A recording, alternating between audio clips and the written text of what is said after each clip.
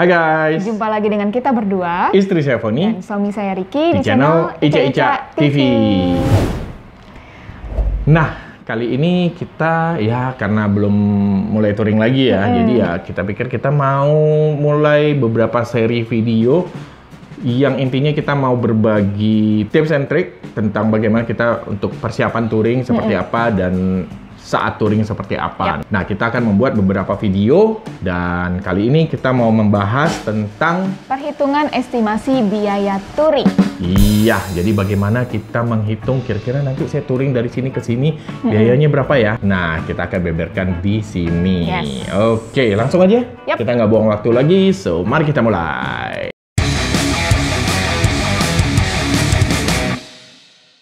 Iya, jadi ada yang namanya fixed cost atau biaya yang pasti. Nah, apa sih biaya pasti atau yang fixed cost kita bilang itu? Nah, fixed cost atau biaya pasti itu adalah suatu biaya yang tidak akan bisa kita akalin. Sudah pasti ini akan mau nggak mau, apapun kondisinya kita akan bayar. Yap. Nah, contohnya, misalnya teman-teman udah tahu nih tujuannya kemana, ke kota apa, terus kira-kira teman-teman pengen nih berwisata ke tempat wisata di sana, beberapa tempat. Nah, tempat wisata kan pasti punya tiket masuk kan?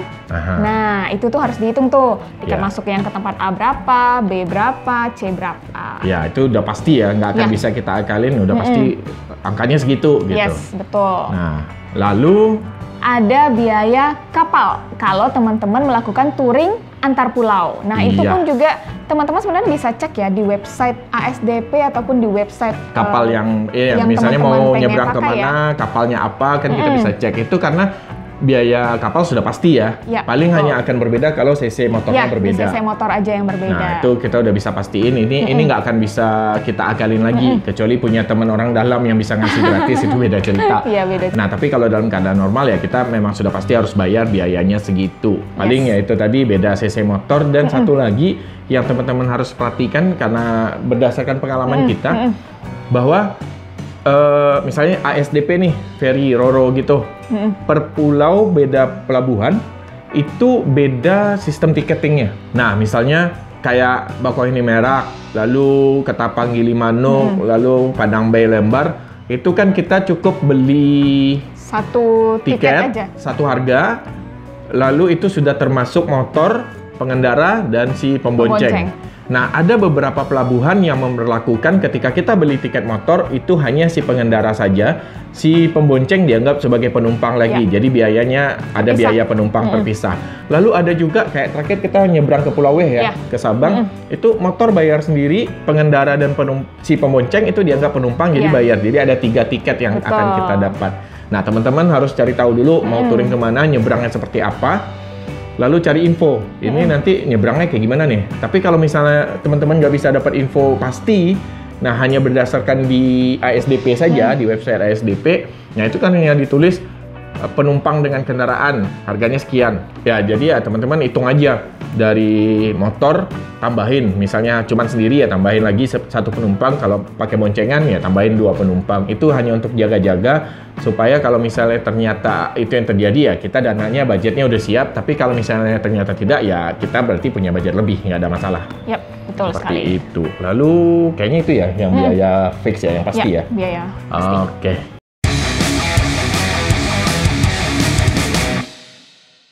Nah, bahan bakar minyak alias bensin ini adalah poin yang krusial banget kalau kita melakukan touring. Iya, dan ini walaupun ini biayanya kita pasti keluarkan, tapi ini sudah pasti akan sangat berbeda untuk setiap touring, setiap kendaraan. Karena gini, motor yang sama dengan merek yang sama dengan tipe yang sama, belum tentu biaya BBM-nya akan persis sama. Karena apa? Tergantung dengan kondisi mesin dan juga gaya ridingnya, gaya riding kita yang mengendarai. Nah, itu teman-teman bisa pastiin aja pertama-tama yaitu apa? Konsumsi rata-rata BBM-nya teman-teman. Ya, misalnya kalau kayak kita kan ini ada 2 nih. Kalau ada motor yang punya, ada on display lah average BBM-nya. Kayak kita di PCX kan ada tuh rata-rata penggunaan BBM kita. Nah, kalau di kita biasanya kalau dalam kota kita antara 41 atau 42 km per liter. Kalau luar kota bisa 42 sampai 43 km per liter dengan gaya riding saya selama ini.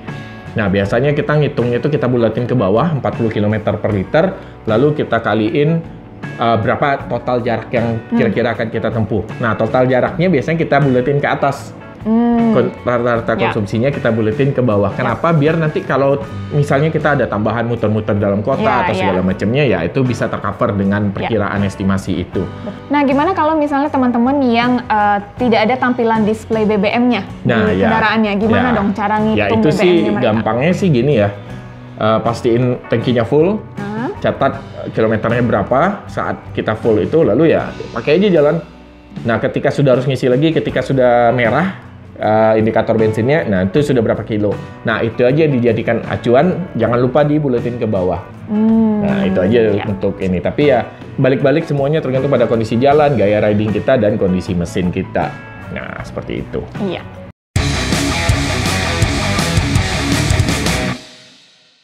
Nah, ini juga sesuatu yang wajib kita hitung. Memang untuk menginap ini, teman-teman kita pasti punya referensi masing-masing, punya gaya touring masing-masing ya. Betul. Ada teman-teman yang suka camping, ada suka teman-teman yang carinya memang yang sangat nyaman banget dan tidak masalah dengan budget, carinya hotel yang mewah.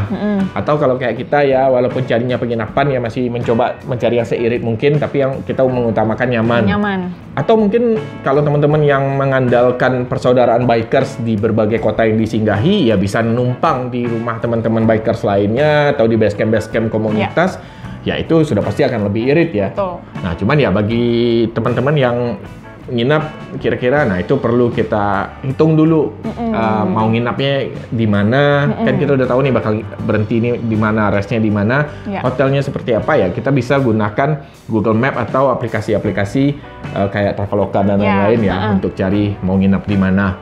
Cuman satu yang harganya nih, gimana tuh cara menentukannya? Kalau mencari lokasi hotel mungkin kita bisa pakai Google Map. Tapi jangan patokan harga di Google Map atau di Google. Karena itu biasanya harganya adalah harga promo atau harga terendah dan belum tentu update. Benar. Nah, jadi lebih amannya cari harga itu di aplikasi-aplikasi ya? Aplikasi hotel lah, kayak Traveloka, Tiket.com atau Oyo, Red Doors dan segala macamnya.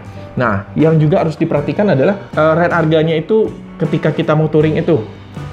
Misalnya ketika kita mau touring itu pas lagi masa-masa libur, banyak tanggal merah atau apalagi long weekend. Nah, itu biasanya harganya akan naik. Nah, coba pastiin. Atau ternyata waktu kita touring itu hari biasa, nggak musim liburan. Nah, ini kita bisa bandingkan antara dua harga. Pertama, misalnya sekarang nih, sekarang kan masih bulan Maret, lalu kita rencana mau touring bulan Juli. Kita cari harga di bulan Juli, kita lihat berapa, lalu kita coba pas kita mau cek harga ini, kita coba hari ini, pada hari H. Karena apa? Biasanya ada beberapa hotel yang kalau kita booking jauh-jauh hari, harganya berbeda dengan ketika kita booking pada hari H. Nah, itu dijadikan perbandingan aja. Bisa dibilang promo hotel itu perharinya bisa beda-beda juga ya? Bisa beda-beda juga gitu. Jadi, paling amannya adalah cari rate normalnya si hotel ini. Nah, kalau pas lagi peak season ya pertimbangkan itu. Sepertinya ya kalau untuk hotel sih itu ya terserah apakah hotelnya memang mau homestay, mau penginapan biasa, wisma, hotelnya bintang 3, 4, 5 ya itu tergantung referensi dan budget teman-teman. Betul. Itu kalau hotel ya, kita bicarain hotel. Nah, sekarang gimana sih kalau camping? Ya, kalau camping sih sudah pasti biayanya akan lebih low ya.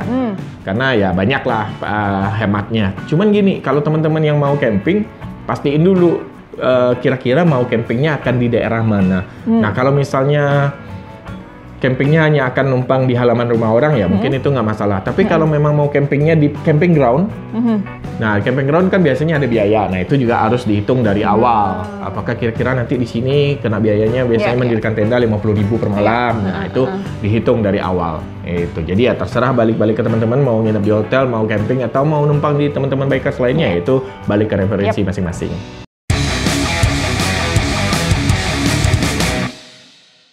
Nah, ini juga poin penting sekali. Iya, nggak mungkin dong touring kita nggak makan ya.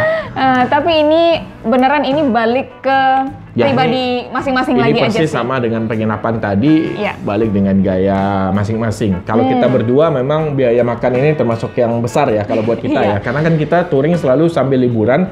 Sambil kulineran juga. Iya, dan kita suka mencoba makanan-makanan khas di daerah tersebut yang terkenal. Ya. Jadi kadang-kadang memang biayanya agak over, bukan biaya touring yang normal. Kalau kita touring makan, yang penting makan nasi Padang aja udah cukup gitu kan. Iya. Sekedar ngenyangin perut aja gitu ya. Tapi kalau kita kan kadang-kadang kita nyari pengen yang nyoba sesuatu yang khas di daerah situ tersebut dan terkenal yang nggak ada di kota kita.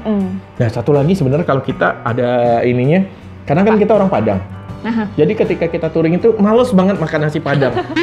Iya, karena apa? Kita kan udah dari Padang ya. Udah jauh-jauh keluar kota, masa makannya nasi Padang lagi? Iya, benar.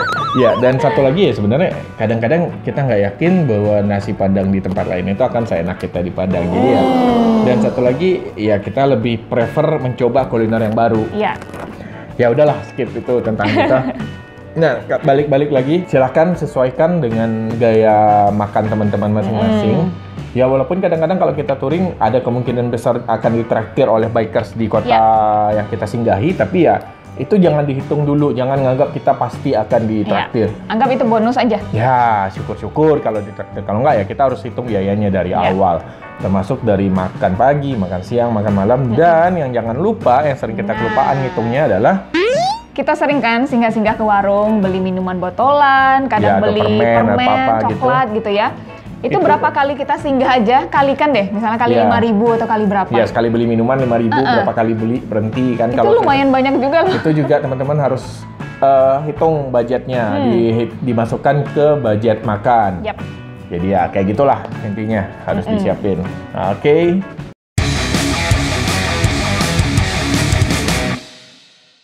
Nah, yang ini juga nggak kalah pentingnya teman-teman. Iya. Karena selain kesehatan kita sendiri sebagai rider dan pembonceng, ya kesehatan motornya juga nomor jaga. 1. Jadi ya kita bisa tahu, misalnya kita mau riding, kalau kayak kami nih, misalnya motor kami perlu ganti oli setiap 2.000 kilo. Nah, ternyata kita akan touring sebanyak 5.000 kilo. Ya. Nah, berarti dari awal sudah ganti oli nih sebelum berangkat. Nanti di 2.000 kilo. 2.000 kilonya ganti oli, nanti di 4.000 kilonya ganti oli. Nah, 6.000-nya kan setelah sampai, berarti minimal kita akan ada ganti oli 2 kali. Nah, itu biayanya berapa itu kita hitung. Lalu servis, kira-kira akan berapa kali kita servis selama perjalanan. Nah, itu juga dihitung biayanya. Karena jangan sampai nanti kita terlalu pengen hemat, nantilah masih bisa, ternyata malah menimbulkan masalah di mesin di kemudian hari sehingga biaya kita jadi semakin lebih besar. Ya, karena motornya jadi rusak. Iya. Satu lagi juga membahayakan kita loh. Ya, apalagi kalau misalnya sedang touring trouble. Ya, kalau trouble-nya itu nanti rusaknya setelah kita selesai touring. Ya, harus dihitunglah dari awal. Pokoknya safe ride. Ya, kan teman-teman juga yang pasti kenal dengan motor yang teman-teman pakai, ya pahami dan sayangi motornya.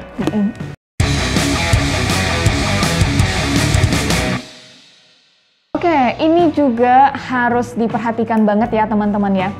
Ya amit-amit sih sebenarnya kita nggak akan minta gitu loh. Misalnya nih kejadian kayak ban bocor. Misalnya kita udah ganti ban ya, pokoknya udah prima deh motor kita. Tapi tiba-tiba di jalan kita nggak tahu kan kondisi jalan seperti apa. Ketusuk paku kah atau bagaimana. Atau kena apa yang tiba-tiba kena lubang, bannya jadi pecah, ya harus ganti. Ya itu kita harus adalah budget ekstra. Yang kita jatuhnya kalau di kita list ditulis biaya lain-lain atau biaya tak terduga. Juga itu bisa jadi kayak, nah kita sering lupa nih kadang ngitung pulsa selama kita touring, kuota internet selama kita touring, itu kan pasti internet lebih terkuras ya dibanding kita di biasa-biasa di rumah. Nah itu juga harus dihitung dari awal, diperkirakan berapa lama akan butuh berapa gitu-gitu, nah dilebihin lah buat budgetnya seperti itu. Belum lagi laundry kalau misalnya kita nggak mau nyuci sendiri. Betul. Nggak mau repot juga kan, ya, biar cepat kering. Saat kita syuting sekarang sih dari pemerintah sudah tidak lagi mewajibkan antigen dan PCR buat yang udah vaksin ya. Nah semoga kedepannya akan seperti itu terus. Tapi ya kalau misalnya kayak dulu kita touring, masih ada antigen, ada PCR, nah itu juga harus dihitung dari awal sih. Well, sepertinya itu biaya-biaya yang kita harus hitung dari awal. Biaya pasti kayak kapal bla bla, BBM, nginap, makan, servis dan ganti oli, lalu biaya lain-lain. Nah itu sih yang utama. Nah sisanya ya teman-teman sesuaikan dengan kondisi teman-teman masing-masing. Nah iya betul sekali. Jadi kembali lagi ke kebiasaan, ke nyamannya teman-teman seperti apa. Pokoknya intinya kalau kita berdua sih punya prinsip bahwa pertama jangan pernah ngikutin budget orang lain karena belum tentu sesuai dengan kita. Gaya dan budget touring orang lain itu belum tentu sesuai dengan kita. Teman-teman yang mungkin biasa di rumahnya anggaplah spring bed enak, terus lihat nih motor camping dan belum pernah camping sebelumnya, tiba-tiba mau camping, atau ya udah kita supaya hemat kita tidur di hotel yang murah aja yang ternyata kasurnya cuma kasur busa. Teman-teman biasa tidur di spring bed enak, tiba-tiba ketika riding udah capek-capek tidur di kasur busa, teman-teman nggak bisa tidur, nggak nyaman tidur, terus besoknya harus riding lagi, itu pasti akan menimbulkan masalah. Sehingga ya mungkin malah sakit di kota orang, itu kan biayanya malah jadi bengkak lagi. Jadi sesuaikan aja dengan kebiasaan masing-masing. Yang tidak biasa camping tiba-tiba mau camping ya jangan juga. Maksudnya kalaupun mau camping ya coba dulu, trial dulu di dekat-dekat rumah touring yang bisa cepat balik, camping di situ. Kalau oke, silahkan. Nah, tapi kalau teman-teman yang biasa camping terus tiba-tiba pengen di hotel mahal gimana? Ya nggak masalah. Asal ada budgetnya sih ya silakan. Itu ya balik-balik itu jangan pernah niru gaya dan budget touring orang karena belum referensi tentu. boleh, tapi kembali ke kitanya, nyamannya kita, budgetnya kita, kebiasaannya kita. Yang penting kondisi motor kita. Betul. Nah, itu. Yang penting touring itu jangan menyiksa teman-teman, tapi touring itu menikmati.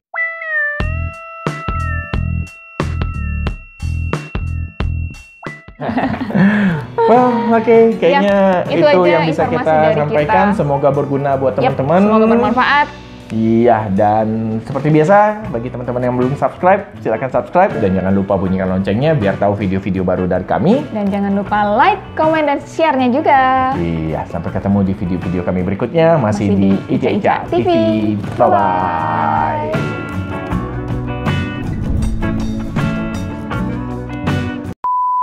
Tips and trik tentang touring dan tentang persiapan tentang tips and trik tiketingnya. Nah, misalnya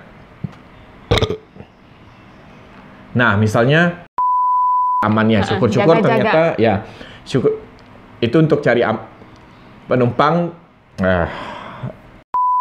Betul. Lalu kalau teman-teman itu kamu